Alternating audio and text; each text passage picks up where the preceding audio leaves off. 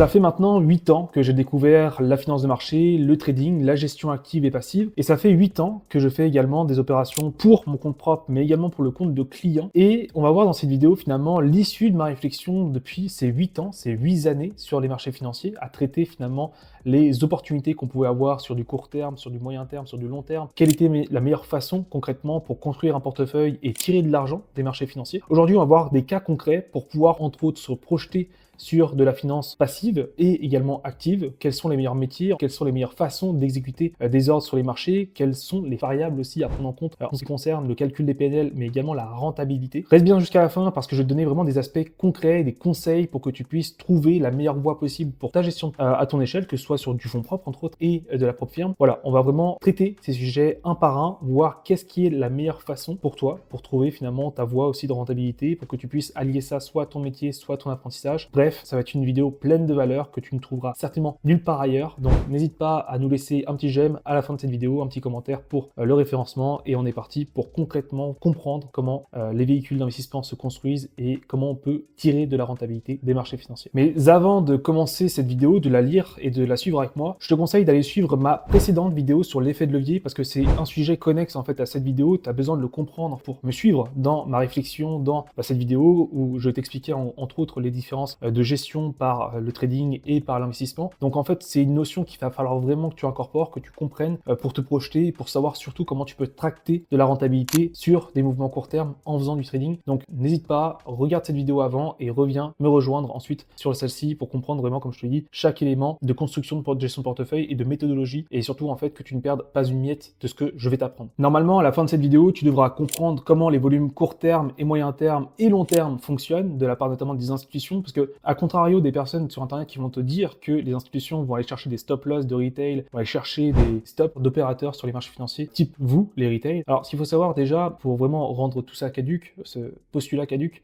c'est que les volumes de négociation, des transactions des retail sur les marchés composites représentent seulement 7 à 9% en fonction des années des volumes totaux. Donc, c'est-à-dire qu'on est quand même, oui, sur un trade quasiment un trade sur 10 sur les marchés financiers est basé sur un postulat retail, oui, mais ce qu'il faut comprendre, c'est toujours pareil, c'est qu'il y a autant la partie trading que la partie en fait discrétionnaire globale en fait, composite. Et ces volumes-là, que ce soit sur du CFD, du futur, de l'option, peu importe, c'est toujours basé en fait, si tu veux, sur une motivation de petit capital et surtout de gestion discrétionnaire de la part du retail de lui-même. En fait, quand on parle de tout ça et qu'on essaye de comprendre en fait les volumes court terme, moyen terme, long terme des institutions, mais même globalement des opérateurs de marché, on essaye toujours de trouver la motivation qu'il y a derrière. Et aujourd'hui, quelle serait la motivation pour BlackRock, pour Vanguard, pour Fidelity, pour bref, les gros opérateurs de marché, les hedge funds, les asset management, peu importe tout le monde, quelle serait la motivation d'aller chercher des gros montants, certes, avec l'effet de masse sur la partie retail, mais quelle serait la motivation de déployer du moyen pour aller rendre un trade de retail caduque à 100, 200, 300, voire 1000 euros parfois le SL sur du fonds propre et sur du propre firm, c'est encore sur autre chose, mais je pense pas qu'on ait encore le tracking aujourd'hui des pertes de retail sur propre firm, ça arrivera certainement un jour, mais voilà, quelle serait la motivation directe, sous-jacente de ceci? Il y en a pas concrètement. Et comme je te l'ai dit, en fait, dans cette vidéo, tu vas comprendre comment les volumes fonctionnent, court terme, moyen terme, long terme, et quelles sont les vraies opérations, en fait, si tu veux, sur les marchés financiers. Parce qu'il y a beaucoup d'institutions sur les marchés financiers, et dans cette vidéo, tu vas comprendre comment les différents opérateurs fonctionnent, comment les différentes institutions fonctionnent, et tu vas très vite comprendre, en fait, que toutes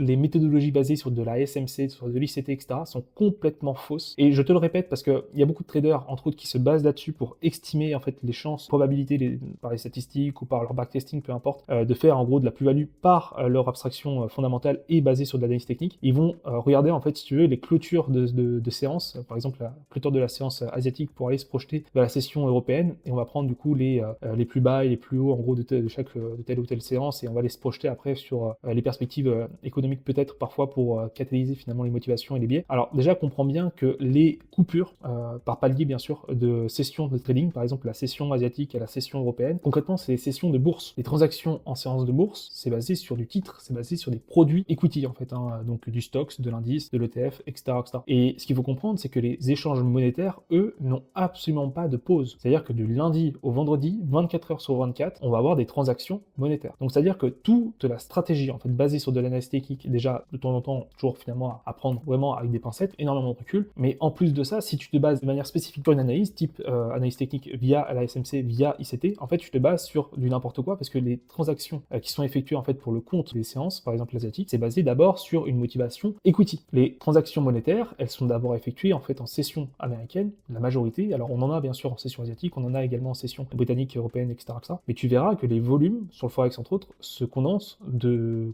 13h en fait à 20h. C'est là où on a le plus finalement de volatilité, c'est là où on a le plus de transactions commerciales. Tu le verras, à moins d'être un trader sur equity, trader sur action, sur indice boursier, tu n'as aucune motivation particulièrement à prendre la SMC ou à apprendre la LICT pour faire du trading court terme. Tout ça, on va le voir dans cette vidéo, je vais t'expliquer pourquoi, je vais t'expliquer comment, et on va baser d'abord notre postulat, comme je te dis, sur ce principe-là, donc sur le principe en fait des volumes court terme et moyen terme, en termes aussi des institutions, et aussi de comprendre finalement comment on essaye de tirer de l'argent sur les PNL économiques et sur les PNL économiques et comptables. En fait, la différence entre les deux, c'est que l'un, donc le comptable par exemple, est rétrospectif, et du coup l'économique est plutôt prospectif, c'est-à-dire qu'on se projette vers l'avenir. Je vais t'expliquer concrètement comment on fait, c'est parti. Alors sur internet, on a souvent le même commentaire, celui que la bourse finalement bat n'importe quel type de gestion, et que simplement investir son argent en DCA ou en fractionné suffit en fait pour battre les meilleurs traders du monde, pour réussir à gérer aussi son portefeuille, etc., etc. Alors déjà, tout ça c'est également à prendre avec des pincettes. Pourquoi? Parce que toutes les bourses ne sont pas équivalentes entre eux. On a notamment le S&P 500, on a l'Eurostock 50, on a le FTSE 100, on a le Nikkei 225, on a le Hang Seng, on a également le MSCI World qui est du coup le principal tracker qui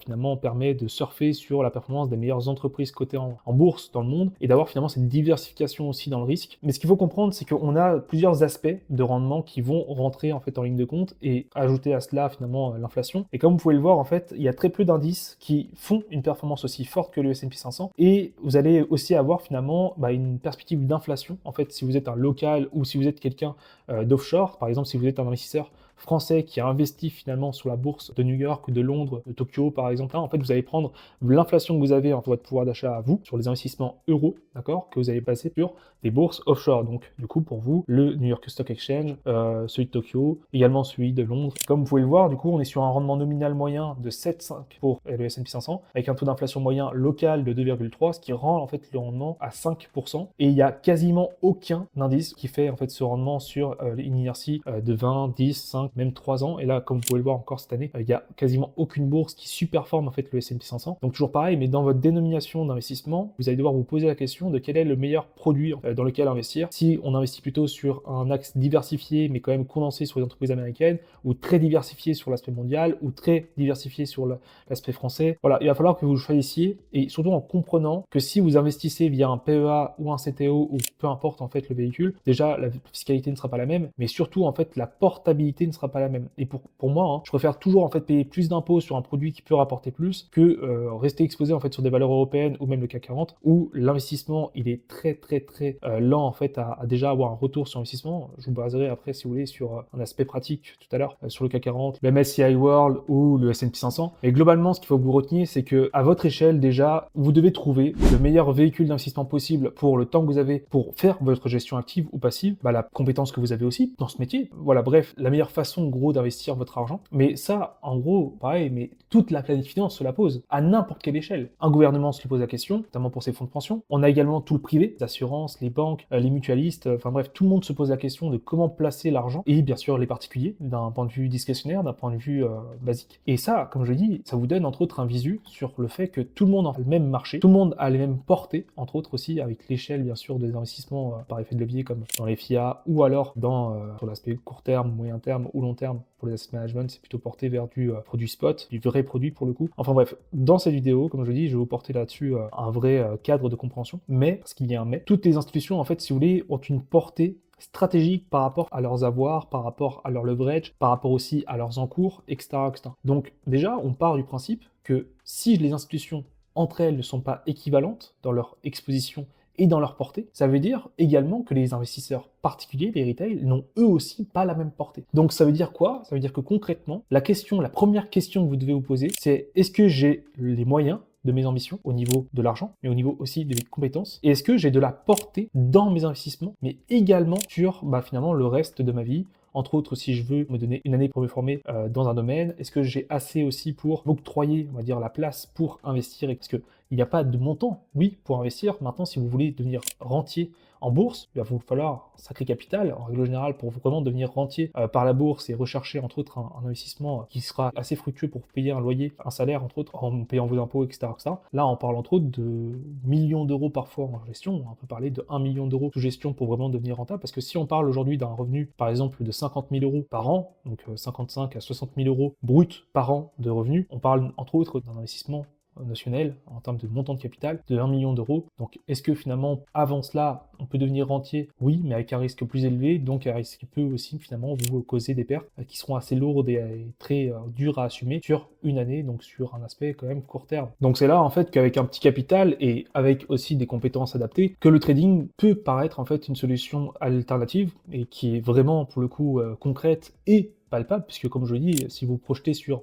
une année, 2 années de formation pour après chercher à travailler sur des capitaux entre 50 000 et 300 000 euros, faire de la rentabilité sur ces montants-là, c'est possible. Parce qu'en fait, ces capitaux-là sont littéralement octroyés pour du risque, pour faire de la plus-value sur un trading actif et risqué. Mais là, on parle entre autres d'une gestion qui est aussi modérée, modérément active et modérément risquée, et donc basée, en fait, si vous voulez, sur une stratégie long terme, et donc, entre autres, de pérennité. En fait, là, on parle concrètement d'une gestion d'entreprise, puisque quand on est trader, c'est la même chose qu'un chef d'entreprise. On a des capitaux, on a un marché sur lequel on peut intervenir, faire des opérations, exécuter des ordres, mais savoir timer, savoir sortir en gros de position une fois qu'on a pris nos profits, bah, pour le coup, ça demande une certaine forme de compétence, et plus forte, entre autres, que de l'investissement. L'investissement, c'est basé sur des convictions de marché, de secteur, etc., etc. Mais on a quand même une portée avec le trading sur des petits capitaux que l'on n'aura jamais en fait sur de l'investissement passif et notamment beaucoup plus lourd en nécessité de capitaux. Et ça, comme je dis, on va le voir tout de suite en définissant en fait sous les positions des asset managers sur les marchés, que ce soit des FIA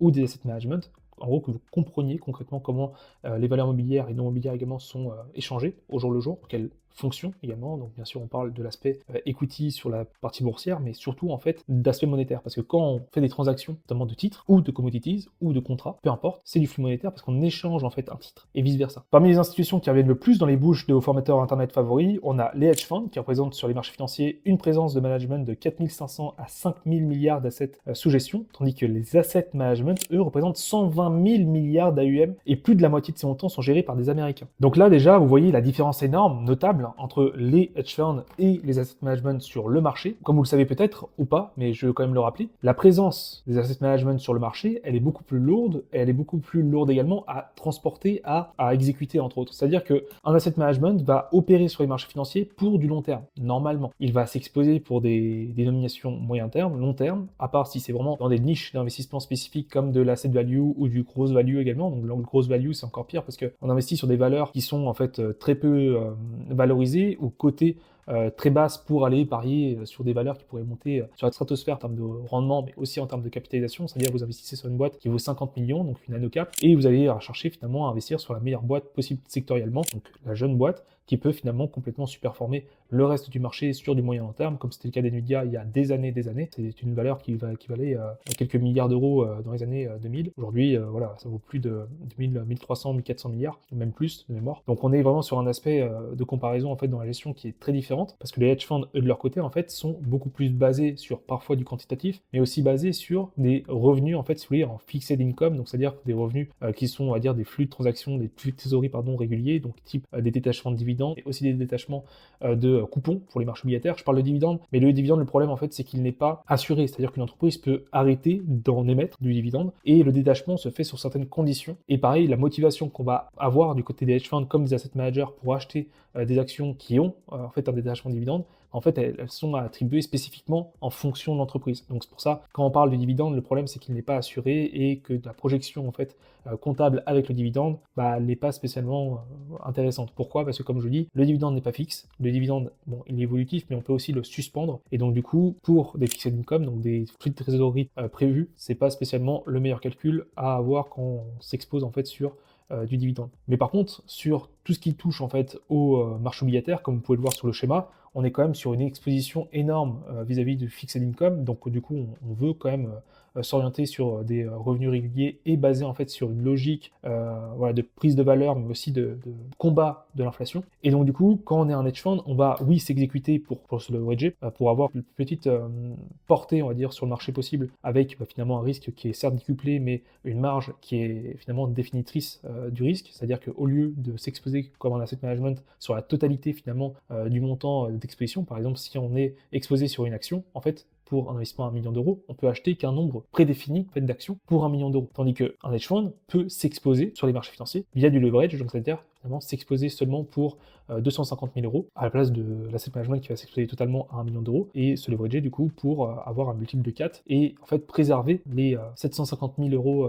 qui restent pour aller se placer sur autre chose, sur de la valeur refuge, pour se couvrir, etc., etc. Comme vous pouvez le voir sur le schéma, du coup, on est très élargi dans la partie risque, on est très élargi sur la partie diversification, etc., etc., comme un asset management, mais à une échelle en fait de leverage, sur un aspect vraiment de fonds d'investissement alternatif. Donc c'est-à-dire que vraiment la motivation des asset managers et des traders des FIA, bah, c'est la même, on veut faire du rendement, mais pas avec la même portée et pas avec le même risque. Et c'est pour ça que pour le coup, les investisseurs qui sont liés à des FIA n'investissent pas autant d'argent dans des FIA que dans des assets management. Pourquoi? Parce que comme je vous dis, c'est pas la même motivation ni les mêmes couvertures en fait pour de l'investissement. Et dans ces cas-là, en fait, le risque n'est pas le même et les risques de perte en capital ne sont pas non plus, ne sont pas équivalents. Donc c'est-à-dire que finalement, on a une toute petite portée des hedge funds sur les marchés et pour les asset managers, on est finalement à 24 fois supérieur en fait en montant d'AUM sous gestion et donc de présence en fait sur les marchés.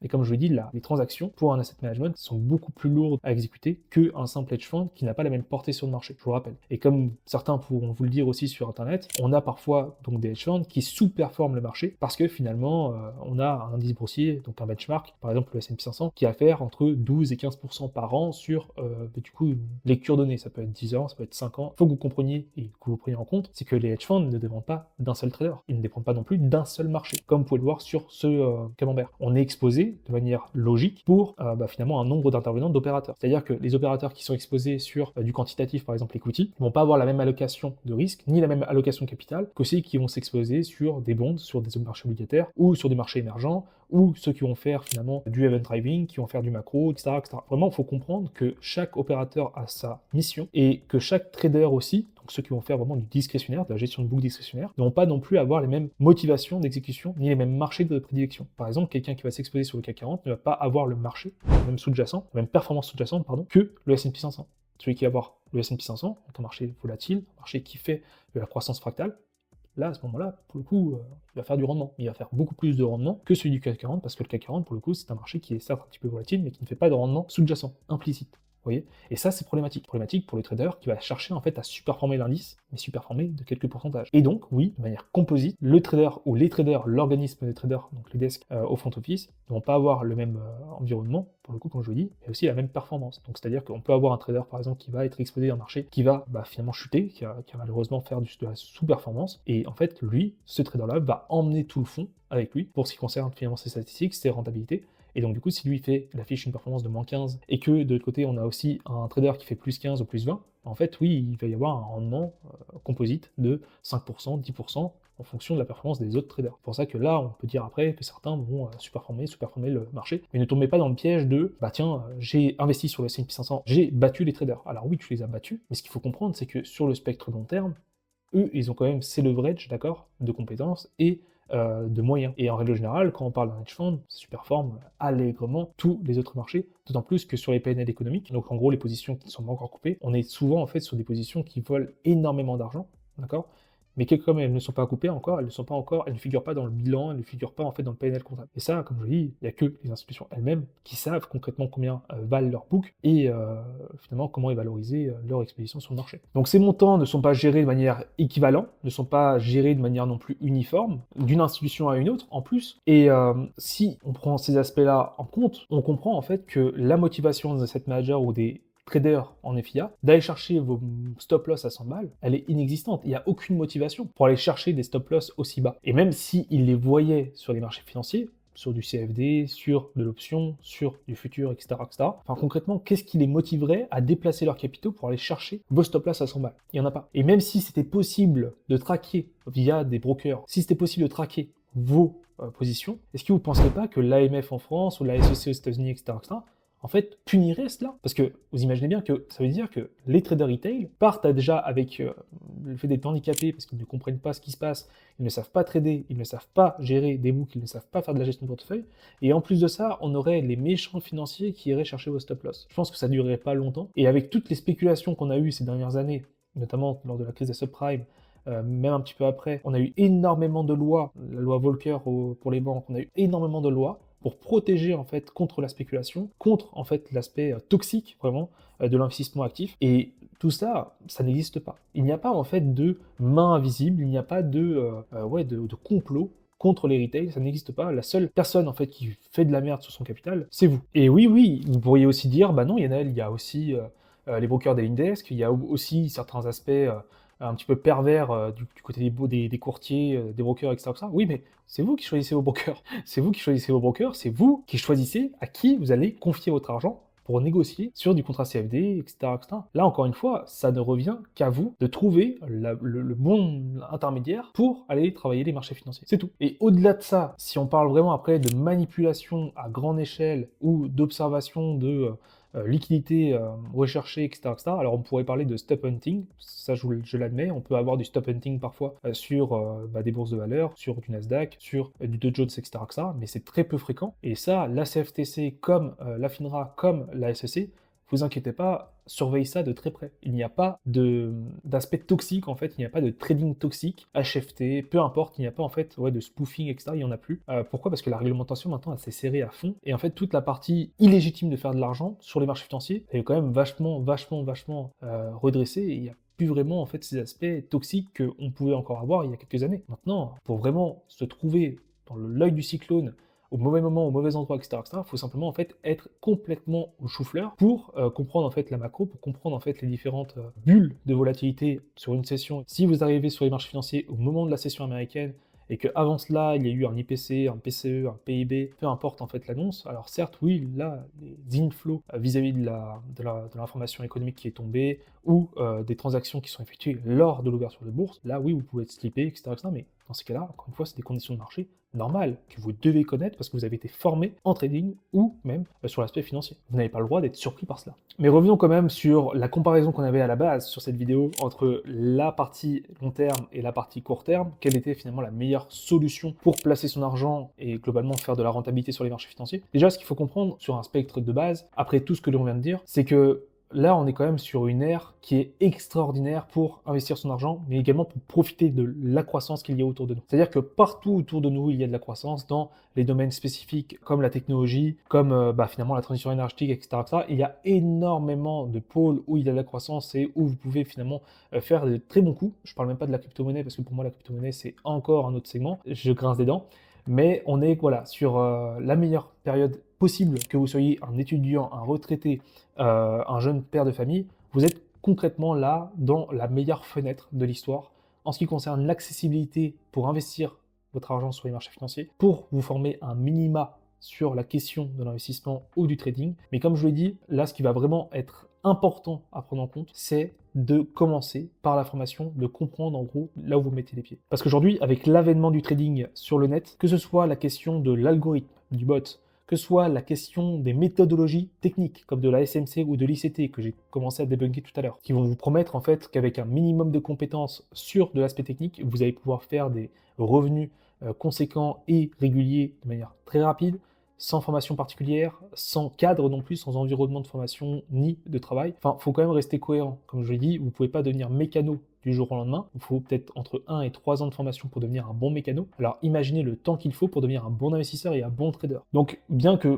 pour la majorité d'entre vous, vous essayez de vous référencer par rapport à tous ces traders sur Internet qui vont parler d'SMC, de moyenne mobile, de conneries dans ce genre, de RSI machin, d'algo machin, ce qu'il faut que vous compreniez déjà, c'est que plus le trading que vous allez adopter va être court terme, plus vous allez risquer en fait d'être déjà la proie à des frais qui vont être catastrophiques, parce que plus vous allez faire du scalping par exemple, plus vous allez devoir faire de rotation de portefeuille, plus vous allez devoir faire d'opérations, plus vous allez payer de spread, plus vous allez être l'objet aussi parfois de slippage si vous travaillez à la mauvaise plage horaire. Comprenez bien que plus vous allez augmenter la fenêtre d'investissement, moins vous allez avoir besoin de compétences pour pouvoir afficher un rendement donné. Là, je vous parle notamment en termes de coût de productivité, à combien ça vous coûtera en fait concrètement d'afficher du rendement avec tel tel ou tel temps sur les graphiques, soit analyser, soit faire de l'exécution. Comme je dis, plus vous allez faire du scalping, plus on va vous demander un niveau élevé. Parce que je vous le précise, mais en institution, notamment les traders discrétionnaires, c'est le premier qui a l'information qui va faire du rendement. C'est le premier qui va savoir si, par exemple, le PCE il est haussier ou baissier. C'est le premier qui va savoir si le PIB il est haussier ou baissier. C'est celui qui va savoir l'information en premier, qui va pouvoir la travailler, cette information, puisqu'il va savoir avant tout le monde l'information. Et là, c'est une course à la data. Donc tous ceux qui vont vous dire, par exemple, que l'analyse technique peut se lire sur des chandeliers japonais uniquement, c'est du bullshit. Parce que les volumes que vous voyez sur les marchés, c'est des volumes passés. C'est des volumes qui sont passés. Fini, c'est terminé. Ça vous donne peut-être un aspect de logique sur les moyennes de tendance qu'il y a eu sur une semaine, etc. Certes, pas de problème, pas de problème. Mais ça ne vous donne pas plus d'informations que ce que vous voyez. Restez bien concentré là-dessus. La seconde chose possible, c'est que dans 3 ans, nous serons de toute façon dans 3 ans. Le marché aura fait de la croissance, certaines devises se seront dévaluées et vice-versa, la géopolitique aura évolué, bref, si le marché fait 7% par an par exemple et que vous l'avez sous-performé, c'est qu'il y a soit un problème dans votre formation, soit un problème de compétence ou de suivi de la part de votre organisme, soit un problème de risque que vous attribuez en fait dans votre trading, dans votre allocation de portefeuille, etc., etc. Et la troisième chose, pour compléter le triangle, c'est que si vous ne voulez pas perdre de temps à chercher à faire du rendement sur les différents marchés, vous devez absolument éviter d'avoir un comportement de retail et donc de faire toutes les actions qui sont inhérentes à un retail, et vous devez avoir une stratégie globale qui ressemble à celle d'une création d'entreprise, puisque votre but, c'est de profiter de la croissance qu'il y a autour de vous et de faire de l'argent là où le monde en fait. La seule limite liée à votre développement, c'est votre capacité d'étendre vos spectres d'investissement et de surtout réduire votre allocation sur des segments qui ne sont plus rentables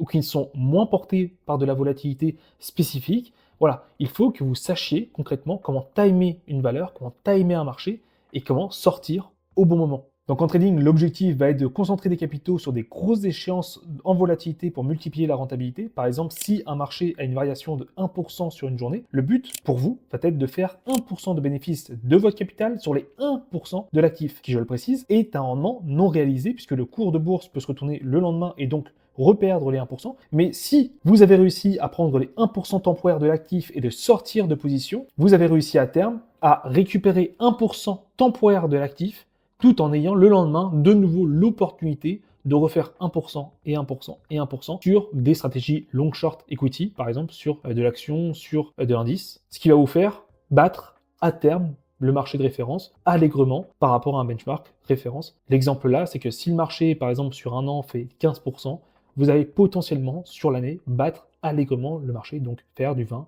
30, 40% sur la gestion de book spécifique à du long short, S&P 500 par exemple. Et si on parle et qu'on compare surtout avec de l'investissement, donc du passif, on parle surtout en fait d'exemples basés sur, si vous voulez, un ajout numéraire d'argent tous les ans, fois en fait un rendement qui peut être là, par exemple, de 5%. Dans l'exemple que je vais vous donner par ce graphique, vous avez l'exemple d'un portfolio qui, sur une base d'investissement de 5 000 € par an, fois 5% de rendement pendant 40 ans, va atteindre une valeur nette comptable de 639 000 € en 40 ans.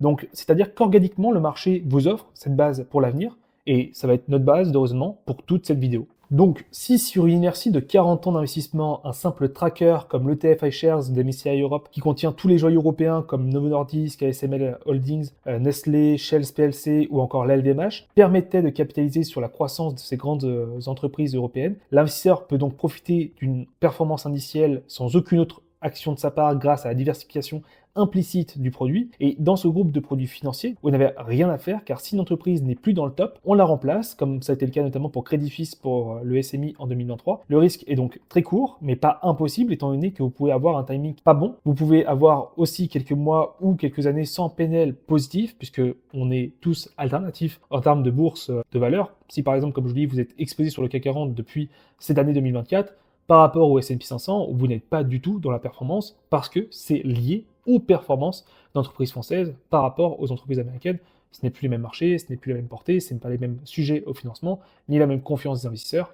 Donc, du coup, la valeur des titres en est littéralement impactée. Et ce qui est très intéressant dans le profil des traders discrétionnaires, notamment retail, c'est qu'on peut en fait avoir cette diversification dans le risque, mais aussi finalement cette souplesse, c'est-à-dire qu'on peut rentrer et sortir très rapidement du marché, choisir finalement quels sont les meilleurs spots court terme en fonction bien sûr de la diversification de votre fonds, de votre portfolio et aussi finalement des autorisations que vous avez si vous êtes en institution, mais si vous êtes retail et si vous avez une portée sur le marché qui est proportionnelle finalement à la majorité d'entre nous, pour le coup, une dizaine, une vingtaine de milliers d'euros sur fonds propres sur les principaux portfolios, c'est-à-dire que pour le coup, vous allez pouvoir avoir normalement une comptabilité exponentielle si vous êtes exposé, si surtout vous êtes spécialisé dans une bourse finalement qui peut avoir sur un horizon de 20 ans, 30 ans, 40 ans, entre 5 et 10% de rendement par an. Alors bien sûr là on parle entre autres des bourses américaines si on parle des très gros rendements. Les bourses européennes sont beaucoup plus tasses en termes de rendement, on peut parler de 3 à 5% en moyenne sur un horizon de 20 à 30 ans, pas plus. Et comme je l'ai dit, en fait, cette comptabilité exponentielle, pour vous, en tant que trader discrétionnaire, ça vous permet d'avoir sur chaque position beaucoup moins de risques que si vous mettiez finalement 5 000, 10 000 euros de fonds propres directement, parce que mécaniquement, avec des outils comme l'effet de levier, et on en parlera dans quelques instants, vous avez finalement cette possibilité d'avoir un appel de marge beaucoup plus court que les avoirs qui seraient nécessaires si vous aviez investi directement sur des produits spot. Mais c'est ça en fait votre plus grosse force à vous retail, c'est que si vous êtes bien formé, que vous savez correctement timer les différents marchés et que vous avez ce pouvoir d'avoir cette gestion finalement exponentielle, cette comptabilité exponentielle par le placement logique et intelligent, en fait là concrètement vous pouvez battre non seulement finalement les meilleurs gérants du monde, mais également les meilleurs traders du monde, parce que on parle entre autres, comme je dis, dans un desk notamment, d'un petit lot de personnes qui va avoir sur l'année finalement une performance collective, et certains vont tracter les autres traders, parce que certains vont battre en fait tout simplement déjà le marché, mais aussi faire des rendements exponentiels, tandis que d'autres finalement ne vont pas en faire. Et comme je dis, en fait ce qu'on retient nous, c'est finalement le rendement total de l'organe de trading, et à la fin du coup on fait une sorte de moyenne, une gestion harmonisée, un PNL comptable harmonisé. Mais vous, votre force finalement, c'est que vous pouvez déjà en fait chercher à capitaliser un maximum en fait sur des valeurs que vous connaissez et qui traquent déjà un rendement de base, comme je vous le disais tout à l'heure. Et je précise bien, mais là je parle bien sûr de trading discrétionnaire, donc du spéculatif entre autres, mais du discrétionnaire. Pourquoi? Parce que en institution notamment, vous avez différents statuts, en fait différents rôles dans les desks, dans la partie front office, et il n'y a pas, si vous voulez, le même statut de trading partout. C'est-à-dire que vous avez du quantitatif, vous avez du sell, vous avez plein de choses, en fait, vous avez plein de déclinaisons de trading, en fait, concrètement. Si on peut dire que c'est du trading aussi, parce que vous, à votre échelle, en tant que retail, vous parlez notamment de l'exécution, on parle souvent de l'exécution, acheter, vendre, etc., etc. Mais concrètement, en institution, ça ne marche pas que comme ça, et si vous aviez notamment des modèles quant à disposition, pour la majorité, vous ne sauriez pas quoi en faire, et vous ne sauriez même pas l'entretenir finalement. Je vous parle de ça parce que si on parle ensuite de trading en institution, le trading discrétionnaire représente une part infime en fait de l'activité boursière, ou l'activité plutôt spéculative, c'est mieux dit comme ça, des institutions en fait. Prenez bien ça en compte parce que c'est très important, pour tout ce qui va vous motiver à terme pour finalement investir, mais aussi pour parier en fait sur les prises de profit, les recapitalisations de portefeuille notamment sur de la valeur boursière ou sur certains produits spécifiques, etc., etc. C'est pour ça que quand je vous le dis, comme je vous le dis tout à l'heure, et comme je vous l'expliquais, la disposition en fait sur le marché des asset management et des hedge funds, des FIA, n'est pas la même, et la portée n'est pas la même. Et ça aussi finalement c'est quelque chose qu'il faut prendre en compte, parce que finalement ça va jouer sur la liquidité du marché, mais aussi finalement sur toute la question de la volatilité, la question de la liquidité, etc., etc. Prenez bien ça en compte parce que ça va être très important pour les deux exemples que je vais vous mentionner tout à l'heure. Et comme je vous le disais en début de vidéo, pour la majorité des retail, tout comme pour les institutions, vous utilisez ce qu'on appelle l'effet de levier pour pouvoir vous exposer plus fort sur du court terme avec un capital ou une allocation d'investissement plus faible par position. Et l'objectif, c'est de suivre les actifs qui présentent du potentiel de tendance et de s'exposer dessus activement pour cumuler les volumes de position et donc avoir un effet de boule de neige avec la traction du levier qui vous permet de vous exposer beaucoup plus que ce que votre compte peut supporter, à moins que vous ayez des capitaux colossaux. Mais comme je vous l'ai dit, si vous êtes quelqu'un qui veut activement rechercher du rendement sur des inefficiences de marché, sur des crises spécifiques, etc., comme de la géopolitique par exemple, en fait, votre traction sur le marché va être beaucoup plus forte d'un coup. Et comme je vous le disais aussi tout à l'heure, à ce moment-là, votre compétence va devoir être beaucoup plus bonne, va devoir être beaucoup plus forte que si vous étiez quelqu'un qui faisait du passif. Parce que comme je l'ai dit, le fait de travailler sur du court terme avec des stratégies de trading, pour le coup, c'est complètement différent de quelqu'un, par exemple, qui va faire que du passif et qui va capitaliser en fonction des années. Et comme je vous l'ai dit, si on part d'un exemple où une personne met en bourse notamment 5 000 euros tous les ans pendant par exemple 25 ans, elle va se retrouver, cette personne-là, avec 125 000 euros sur le marché, avec un rendement qui peut être alternatif, mais en moyenne, ce sera du coup entre 3 et 5%, comme on l'a dit plus tôt. Et l'objectif sur du MSCI Europe, pour le coup, c'est d'avoir cette capitalisation sur du long terme. Vous, trading court terme, vous pouvez rechercher, par exemple, à faire du 3, 4, 5% sur un produit spécifique, comme le baril de pétrole, l'or, le Dow Jones, etc., etc., et d'aller chercher des gros rendements sur des positions qui vont vous permettre en fait de chercher des plus gros rendements que ce que vous aurez pu faire en passif. Je m'explique. Par exemple, si vous êtes quelqu'un qui mettait, comme je l'ai dit tout à l'heure, une position de 1 donc un lot sur le Brent ou sur les produits Forex, là, à ce moment-là, vous allez avoir une portée sur le marché qui va être, pour le coup, de 100 000 euros. Si on parle d'un lot sur EURUSD, par exemple, vous allez mettre 100 000 euros sur le ticker de la position. Et donc, mécaniquement, vous allez avoir une portée sur le marché de 100 000 euros. Maintenant, est-ce que vous êtes obligé d'avoir 100 000 euros, vous, sur votre compte de trading pour travailler EURUSD avec un lot de 1? Non. Si vous êtes notamment relié à un effet de levier de 1,30, vous allez avoir un appel de marge sur votre capital de 3 000 euros, donc il vous faut quand même 3 000 à 4 000 euros de capital propre pour pouvoir finalement opérer sur le marché avec une position aussi large. Mais l'exemple que je vous donne est relié avec votre stratégie. Vous ne pouvez pas avoir sur un compte de trading par exemple de 100 000 euros autant finalement de portée vers du spéculatif. Vous allez devoir quand même diversifier les risques pour pouvoir atténuer les années, par exemple, où vous allez avoir un rendement négatif sur du trading spéculatif, du trading discrétionnaire, tandis que finalement le passif, lui de son côté, organiquement va suivre la performance du marché.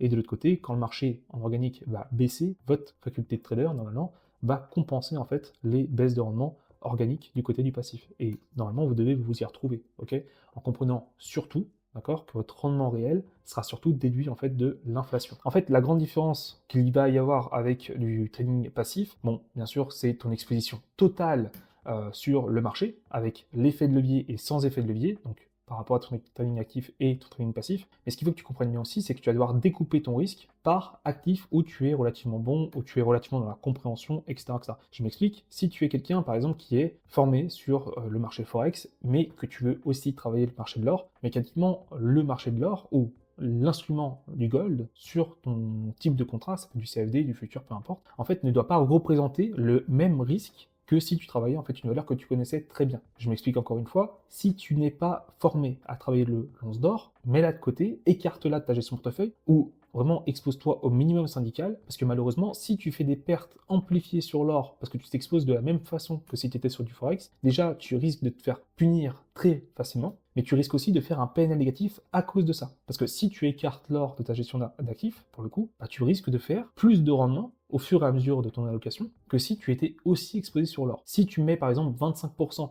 de ton exposition sur le marché de l'or et le reste finalement entre marché action et marché forex, parce que tu es formé dessus, mécaniquement, tu vas avoir moins de risques que l'or finalement plutôt cause problème sur ta gestion d'actifs. Bref, je te propose de faire avec moi maintenant un exercice pour clôturer cette vidéo. On va comparer la gestion active et la gestion passive, les différents éléments qu'il y a à prendre en compte de manière essentielle pour l'un et l'autre. Avant ça, je t'invite à t'abonner si ce n'est pas déjà fait, à liker la vidéo si bien sûr le travail qu'on fournit te plaît, si ça t'aide aussi. Et si jamais tu as la moindre question, je le rappelle, mais à la fin de cette vidéo, n'hésite pas à les poser dans l'espace commentaire ou à nous envoyer un mail pour pouvoir échanger avec nous au téléphone ou même par mail si c'est un besoin. En tout cas, on va partir sur l'exercice. N'hésite pas encore une fois à réécouter parce que c'est extrêmement important que tu comprennes tous les éléments et tu vas avoir de la valeur ici que tu n'as certainement jamais vu ailleurs. Là, on parle concrètement de l'aspect opérationnel, de l'aspect aussi organisationnel. Donc prends le temps de réécouter tout ce qu'on va dire parce que c'est très important pour ton développement et pour ta réussite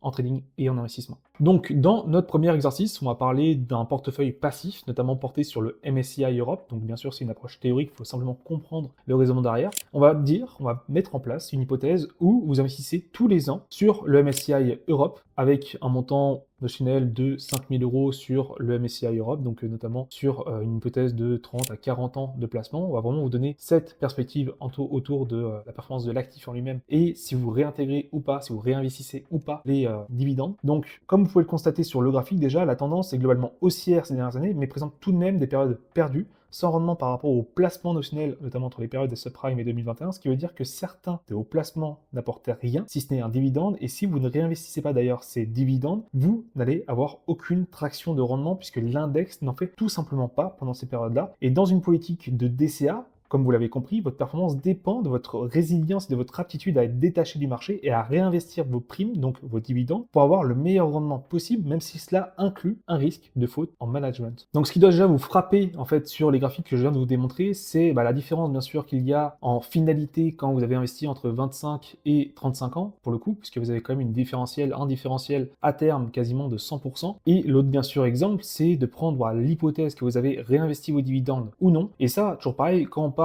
d'effets cumulés, d'intérêts composés, en fait, on prend toujours la driveline bien sûr du temps, mais aussi finalement du poids du capital chaque année en fait sur une gestion de portefeuille active, parce qu'on pourrait dire notamment que le passif finalement c'est uniquement investir et je laisse courir. En fait, quand vous réinvestissez tous les ans, vous êtes quand même relativement actif, bien sûr. Ça dépend bien sûr des habits de langage que je pourrais me permettre entre autres en vidéo. Mais si on parle notamment d'investir 5000 euros de valeur tous les ans sur le MSCI Europe, en fait, là, vous comprenez déjà qu'il y a un effet énorme, en fait, du dividende en prime sur une driveline de 20, 30, 40 ans. Et comme je vous l'ai dit, en fait, ça peut se traduire entre autres par une différence de 78 000 euros sur un horizon donné pour le coup, entre celui qui va réinvestir ses dividendes et celui qui ne va pas les réinvestir. Et comme vous le voyez aussi sur ce graphique, il y a une énorme dépendance pour le coup pour celui qui ne va pas réinvestir ses dividendes à la performance en fait sous-jacente du produit. Quand le produit ne va pas faire de rendement, comme je vous l'ai dit, quand on peut avoir une décennie perdue ou même finalement une période perdue, comme c'était le cas notamment entre les subprimes et 2021, là pour le coup le portefeuille n'affiche pas de rendement particulièrement parce que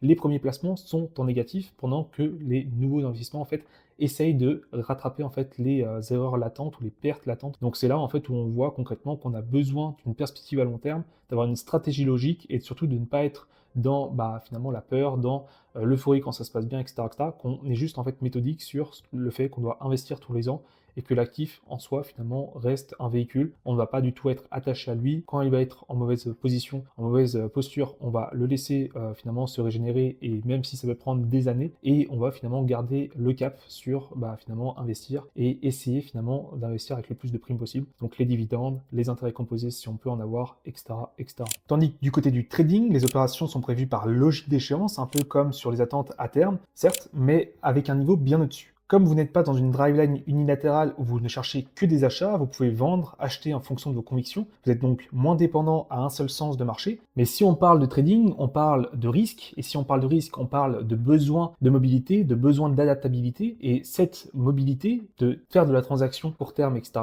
elle a un coût. Et malheureusement, ce coût-là, bien sûr, ampute un peu le rendement qu'on a sur du trading actif. Et ça, d'ailleurs, on ne l'a pas sur du véhicule passif. Et pour revenir sur notre véhicule passif, dans un agencement risqué mais cohérent, vous allez chercher à avoir un alpha annuel sur un benchmark d'au moins 4 à 5% sur le capital en surfant sur le rendement nominal moyen à 7,94% sur les 5 dernières années et sur le rendement réel moyen, donc ajusté à l'inflation, de 4,43%.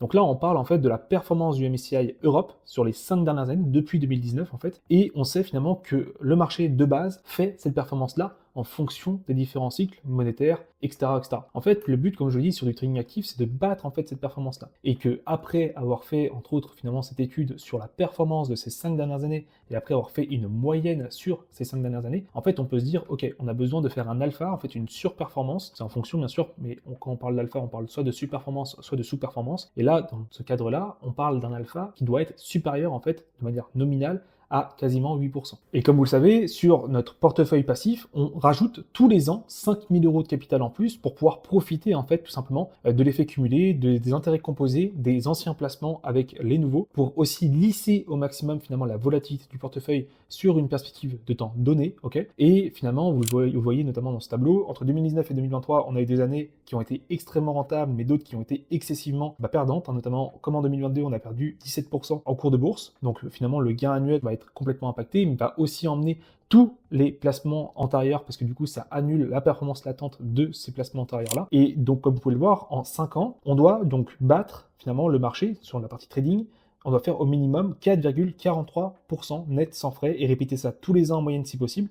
Bien sûr, ce sont des résultats volatiles, mais il faut que la moyenne soit au plus proche de cela sur notre gestion active, donc vis-à-vis de notre trading. Et vous le comprenez, est-ce que c'est possible qu'en un an, avec votre trading, vous puissiez battre cette performance passive-là? Oui, complètement. Maintenant, comme je vous dis, c'est pas du tout la même stratégie. Et comme vous pouvez le voir notamment sur notre graphique d'études sur les 40 dernières années, 50 dernières années pour le MSCI Europe, on a entre autres des stratégies reliées aux dividendes, reliées aussi à la pondération de performance des entreprises européennes. Tout ça, en fait, doit être dénominé par une logique d'investissement. Et quand vous êtes quelqu'un, vous, qui mettez en place des portefeuilles passifs, vous devez prendre en fait cette variable-là, prendre en fait cet élément-là parce que c'est toute la constitution en fait de votre portefeuille passif. Et d'ailleurs, si vous êtes quelqu'un qui a l'habitude de travailler uniquement sur des véhicules passifs, donc c'est-à-dire d'engager en fait des stratégies de DCA, donc de dollar cost average, de placement en fait programmé à l'avance, etc., etc. En fait, vous avez simplement la même chose à faire sur une préparation de trading sur ces valeurs-là, et simplement en fait d'augmenter votre fréquence en fait d'investissement sur ces valeurs-là. Alors bien sûr, il va falloir trouver des véhicules beaucoup plus adaptés que du passif simplement où vous allez acheter de l'action, vous allez acheter des parts de trackers,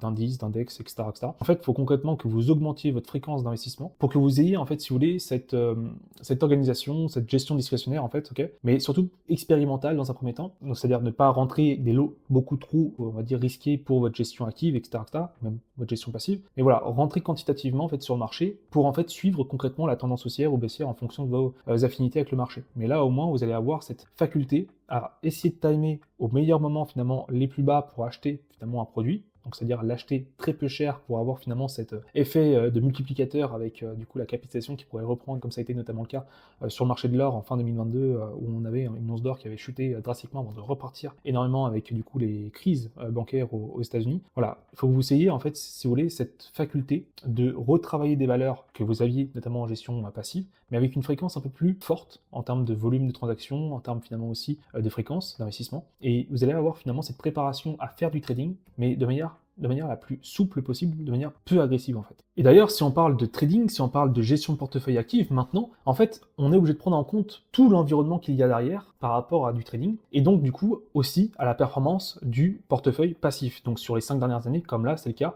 sur le MSCI Europe. En fait, quand on parle de gestion active, quand on parle de trading concrètement, on sait qu'on va avoir une portée sur le marché qui va être plus forte, avec notamment l'effet de levier, donc du coup un trading qui va être plus orienté, encore une fois, spéculatif, et donc court terme, parce que la temporalité de notre position ne seront pas les mêmes que sur du long terme. Donc ce qu'il faut prendre en compte concrètement, c'est que l'adaptabilité de votre prise de position doit être totale. Et quand je parle de total, elle va être très différente, par exemple, que quand vous allez faire votre gestion passive, où vous allez en fait mettre 5 000 € sur cette enveloppe, donc qui est le MSCI Europe, tous les ans, et vous allez essayer finalement de superformer le marché à terme, parce que les effets cumulés, les intérêts composés vont jouer pour vous, etc., etc.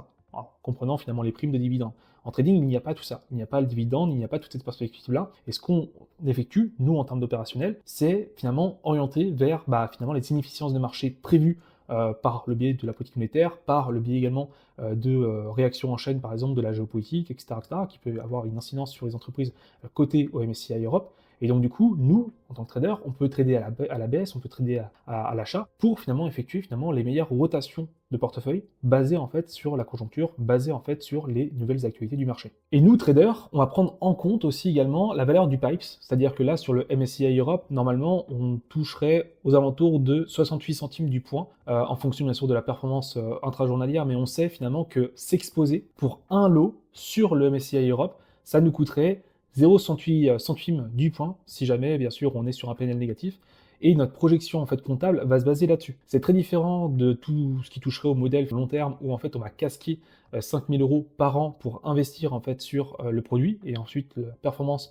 du fonds fera entre autres la performance du portefeuille. Mais il faut que vous sachiez aussi finalement que quand on s'expose sur du produit dérivé, notamment CFD, sur du MSCI, sur du Nasdaq, sur du Dow Jones, etc., etc., la valeur du point, en fait, rentre en ligne de compte pour la performance du portefeuille. C'est-à-dire que là, pour le coup, tous les 100 points sur le MSCI Europe, pour l'achat d'un lot, on aurait du coup un PNL de 68 € tous les 100 points. Donc une fois qu'on connaît finalement la valeur du point, le calcul est relativement simple, on sait que pour 100 points, ça peut nous coûter ou nous rentabiliser 68 €, pour 1000 points 680, et pour 6000 points par exemple 4080 €.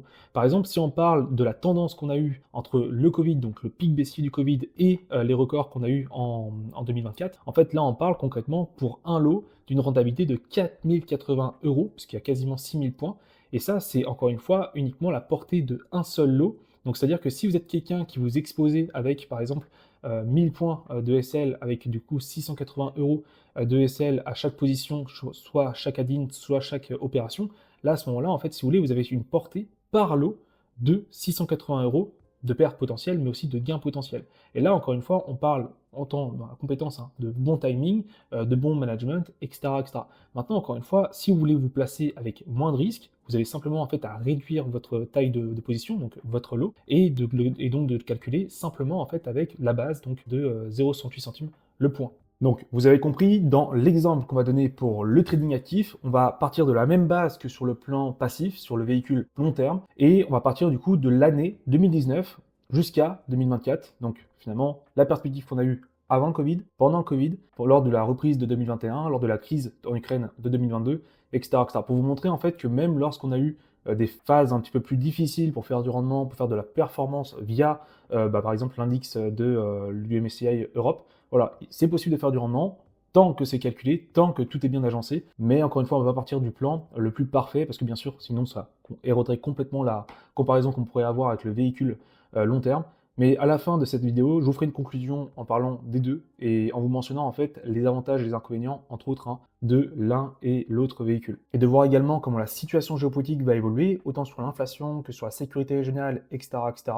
Vous décidez donc de ne rien rajouter en position et malheureusement vous faites break-even sur votre latent à 816 euros. Vous n'avez donc plus aucune position en cours. Vous patienterez donc jusqu'en fin d'année 2022 où vous reprendrez des achats à 140 points, 150 points et 160 points que vous sécurisez au compte-gouttes et que vous décidez de clôturer en 2024 à 176 points pour un total de 7800 pipes et 5304 euros.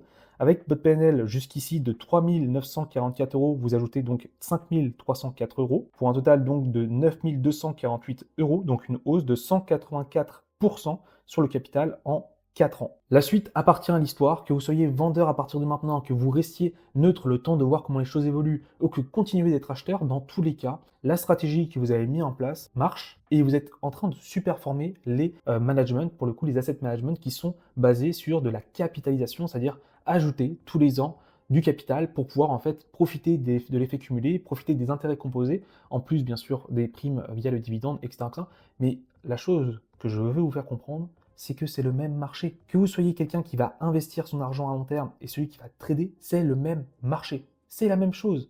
La simple différence, bien sûr, c'est potentiellement la définition des points d'entrée, c'est-à-dire timer la valeur pour avoir le prix d'entrée le plus cohérent avec votre perspective de trading. Ça peut être bien sûr un prix haut pour vendre et un prix bas pour acheter.